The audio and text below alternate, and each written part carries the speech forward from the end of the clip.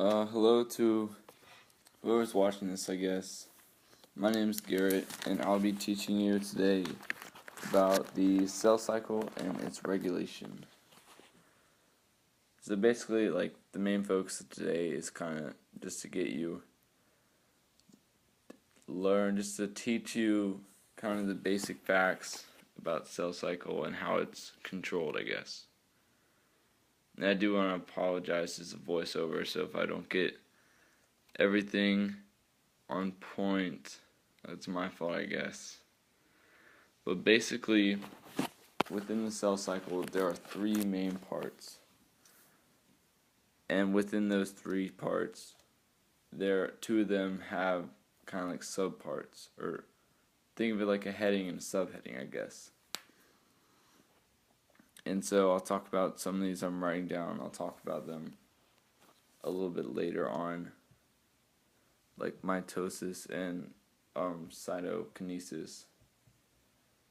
But the main one right now that I would like to focus on is the ones that I'm writing right now, G1, S, and G2. There we go. Oh, come on now. And this is basically these three parts, G1, S, and G2, are three little parts in one of the main parts called interphase. And these all three is basically where this cell grows and not replicates, but kind of just like grows to get bigger to be ready for mitosis, and like DNA replicates and all this jazz, which I'll explain in certain parts. So in G1, which is also called like the gap phase, the cell, hold on, I'll wait a second. The cell will come in. Basically, it's like it comes out straight after it's been duplicated. It'll come right back in to the parent cell, and at this point, like, it's pretty small, so it has to grow. So protein synthesis will occur as the cell grows, just in this gap phase, this gap 1 phase, and it'll grow. Some new organelles will pop up and everything, and then it'll come to the end, and it can't go through to S.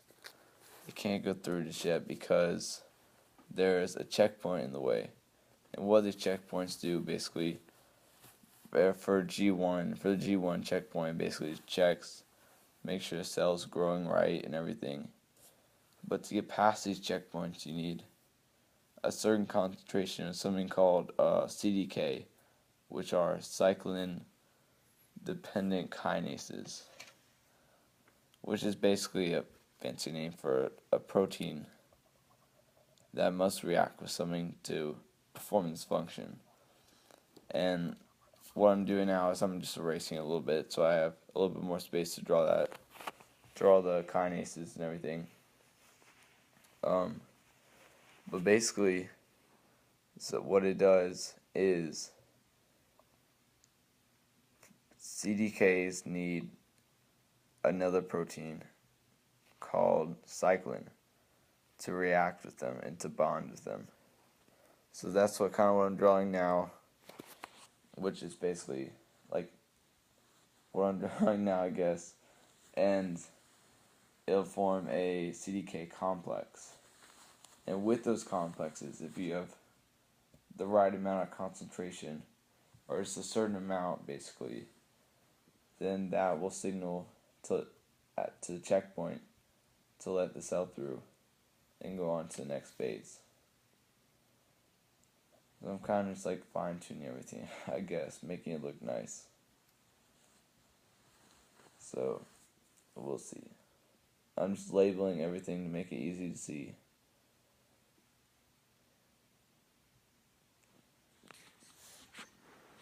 And now the cell is in the next phase, synthesis phase. And in the synthesis phase, DNA is being replicated, and the cell is just getting a little bit bigger, basically. Not much is going on besides, I guess the big thing is that DNA is getting replicated, because that is pretty big. That'll help get ready for mitosis, if you want to think of it like that, at least. But not much goes on in the S phase, at least. It's pretty self-explanatory. Synthesis, DNA recreates itself. It's pretty basic, I guess. And then some organelles pop up. That's what I'm drawing, the little dots in the cell. Besides the little dots in the cell are the organelles. And like the squiggly lines are kind of like blobs, I guess. Are DNA. And I'm just labeling everything, I think. Yeah, just labeling everything. And I drew what kind of just looks like a fat, short T, short capital T, I guess. It's called a centromere. And that's going to be really important coming up in mitosis. And I'll explain that a little bit later. But so, there is no checkpoint actually going from the S phase to G2 phase. So you can just go right on through. And in the G2 phase is basically a phase where it's basically like a checking phase. Like the cell will be checked over and over and all that. Just to make sure nothing's wrong. Nothing's like whack or something like that. I don't know. And also the cell grows. There's some more organelles. That's about it though. G1 is really kind of like the big phase, an interphase. And so there is also a checkpoint going from the G2 now to mitosis phase. Which makes sense, I guess. Kind of have to do that. So you'll have different protein or different CDKs, cyclin-dependent kinases for this one, for this checkpoint to allow the cell to go through into mitosis. So yeah, that's just kind of what I'm drawing right now, and I'll label it. And then once the cell goes to mitosis,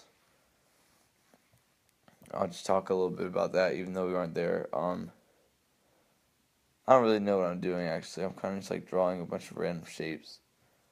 The cyclin-dependent kinases. But oh well. It's not the end of the world, I guess. And now the cell will go into mitosis. And as I said earlier, I'll just talk a little bit about this. Mitosis has 4 parts. I guess some people can argue it has 5, which would be the cytokinesis, but I think it's like almost positive that's guaranteed, not guaranteed, proved that cytokinesis isn't a part of it. I don't know. But basically, cytokinesis is not a part of mitosis. I don't know why I just said that whole spiel. But so, mitosis has 4 parts to it. Prophase, metaphase, anaphase, and telophase. And in prophase, the cell is pretty much the same. Excuse me, except for the fact that the DNA is getting really tight, getting really bundled up together to get ready for the next phase, metaphase. And then what I was just doing is with the tissue is in prophase the nuclear envelope, which kind of just like the shell around the nucleus, it kind of breaks up. It breaks up a little bit. So that's why I didn't erase it completely.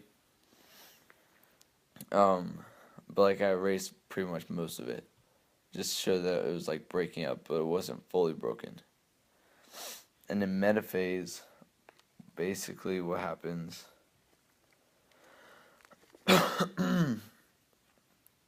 is the chromosomes are kind of like congregating in the middle, like single file, like kind of, like single file walking down the hallway. That's kind of like the chromosomes are. And then the centromeres, which is what I talked about earlier in the S phase, are on each side, and they release these things called spindle fibers. And what they do is they kind of go through, or they kind of like grab on the chromosomes and kind of like rip them apart, I guess. They kind of just like rip them apart and start pulling them. Not yet though. In anaphase, what happens is the centromeres start pulling the chromosomes apart, and they start pulling them back to like opposite ends of the cell, I guess. That's kind of like what I'm drawing now. It's not the clearest thing, so I apologize. But basically, it's if you imagine it, it's like half of an X, kind of like a greater than or less than symbol. You know what that is. And then you'll see little mini spindle fibers kind of pulling it back. And so then in the next phase, telophase, what happens is the cell is kind of already split. Like it's not necessarily split, it's just kind of which what I just corrected myself on right here is it's kind of like oval shaped. Like there's a little bit of kind of like a dip in there where that's where obviously the cell will break up. But the chromosomes and centromeres are kind of like in their own nucleus already. So it's essentially the cell is already it's already two different cells, except it just hadn't split yet, which is what happens in cytokinesis. This is where the cell actually splits into two different cells, which is what I'm drawing now.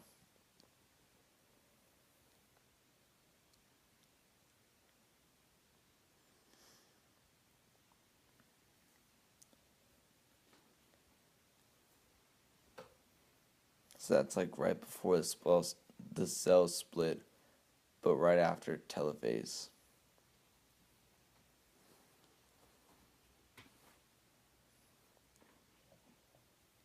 And this is the two new cells that I'm drawing right now. This is the two new cells that were just formed. And they go back into the body or into the cell cycle again to make new cells.